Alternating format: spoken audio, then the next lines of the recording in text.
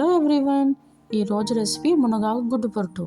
మునగాకుతో ఎప్పుడు చేసుకునే ఫ్రై పప్పే కాకుండా ఒకసారి ఇలా గుడ్డు పొట్టు కూడా ట్రై చేయండి.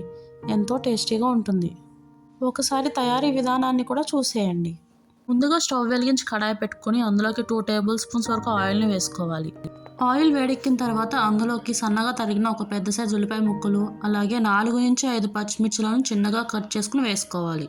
ఉల్లిపాయ ముక్కలు మగ్గడం కోసం ఒక పావు స్పూన్ వరకు ఉప్పును వేసుకొని కలుపుకోవాలి. అవి గోల్డెన్ బ్రౌన్ వచ్చే వరకు కలుపుకుంటూ వేయించుకోవాలి.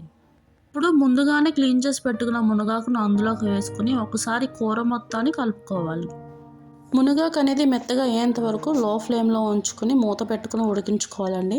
చూడండి, మన మునగాకు అనేది మెత్తగా ఉడికిపోయిందండి. ఇప్పుడు అందులోకి పావు స్పూన్ వరకు పసుపును యాడ్ చేసుకోవాలి. అలాగే 2 స్పూన్ల వరకు కారంని వేసుకోవాలి. రుచికి తగినంత ఉప్పును వేసుకుని ఒకసారి కూర మొత్తాన్ని కలుపుకోవాలి. ఇప్పుడు అందులోకి ఒక టీ గ్లాస్ వరకు వాటర్ని యాడ్ చేసుకోవాలి.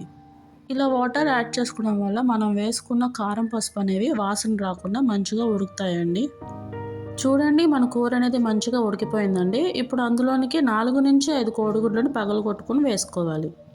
ఇప్పుడు స్టవ్ని హై ఫ్లేమ్లో పెట్టుకుని గుడ్లు అలాగే మన మునగాకు కూరని మొత్తం కలిసేలాగా బాగా కలుపుకోవాలి.